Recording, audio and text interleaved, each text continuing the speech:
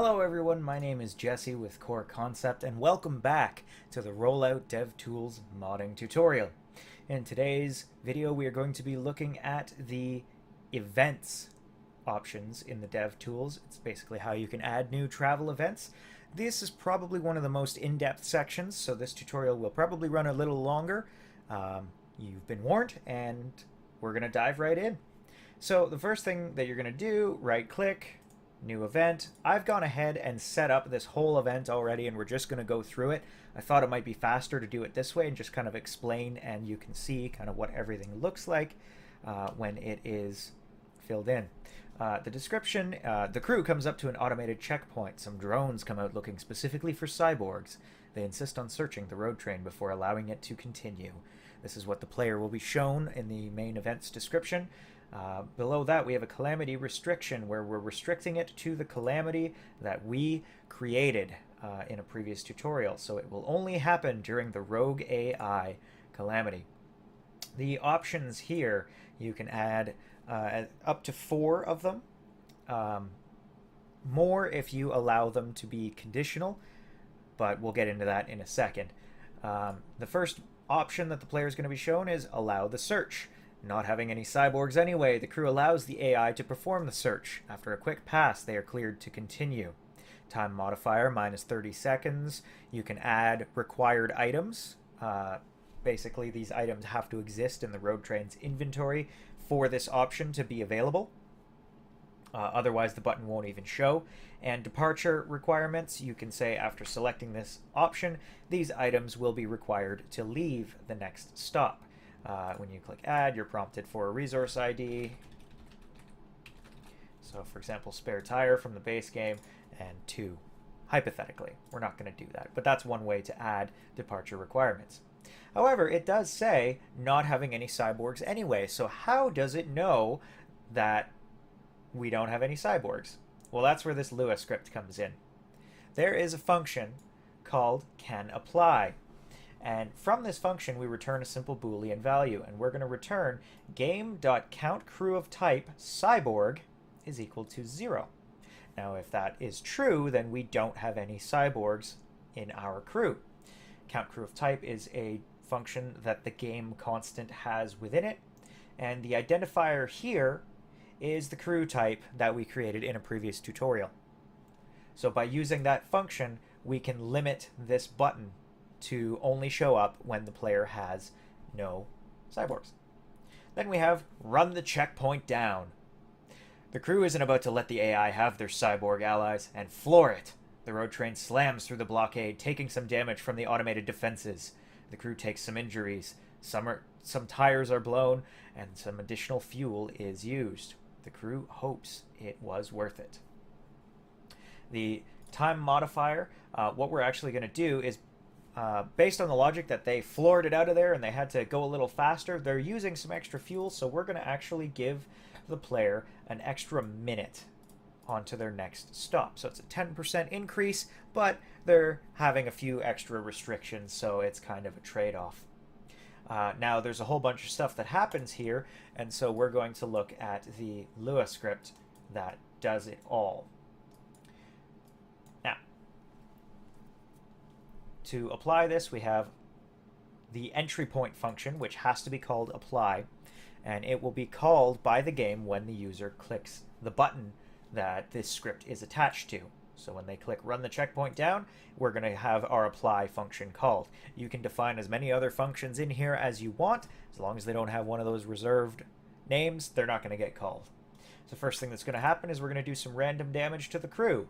So we're just going to do a simple loop from 0 to the number of crew members that we have, minus 1, 0-based indexing. Game.getCrew.damage, a random amount from 0 to 25. Basically, we're saying there's some automated turrets, they're firing at the road train, and some people may get grazed. Then after that, we're going to do random damage to the road train. So we're going to say game.add departure requirement of item, spare tire, and random between 1 and 2. This is another way that I've deliberately selected to add departure requirements from a code perspective. So if you want to have a little bit more control or add some randomness to it, this is how you go about doing it. Then what we're going to do is we're going to check some of the research that's available. In particular, they have Armor 2 and Armor 1 as research. Now we're just going to check to see if that research has been completed, and if it has, we're going to do significantly less damage, 100 to 250. Should be worth knowing that the road train has 2,500 health. If they've completed Armor 1, it's only 350 to 700, and if they haven't created any armor upgrades, the road train gets beat up pretty badly, and it's 800 to 1,500 damage, and they are going to have to spend some time repairing the road train at the next stop. Sorry, I just noticed one thing as well. I forgot the function to actually consume the fuel. So I've written it just now. And what this function does is it's going to get the fuel items from the game, because the way fuel works is it has a magnitude how effective it is at actually burning.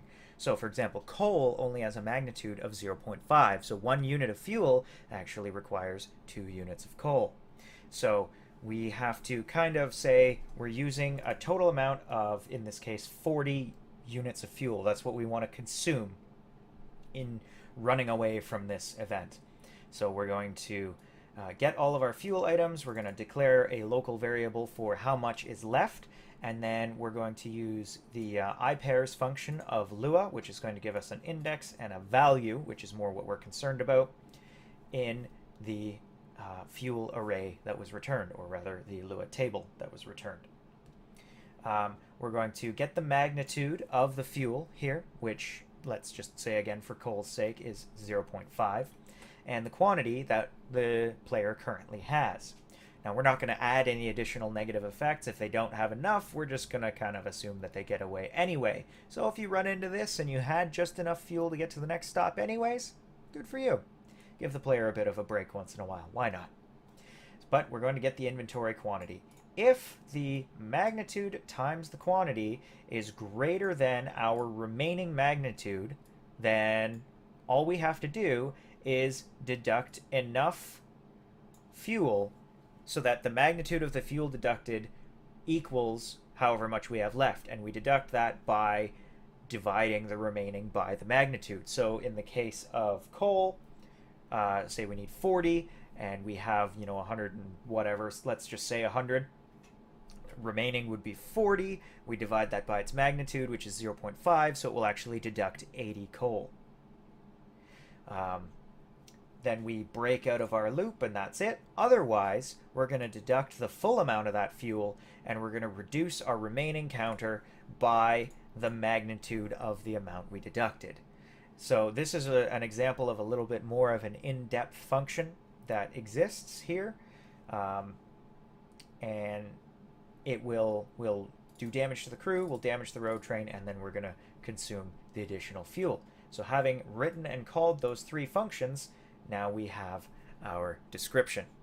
If you want to have some random events and you want to have a custom description that reflects those random events rather than having the events reflect the description, all you have to do is return a string that says this is what happened, and the game will display this value instead of the effect's description. So you can write your default description, but then if something happens, you can return an override from this, or you can always return something and just leave the effect description blank. Either way, we're not going to do that because we made our function follow our effect description, so that's going to be our Lua script. So that's the second button that we have access to. There is a third field for a Lua script here, and what this script controls is whether or not the event can happen at all.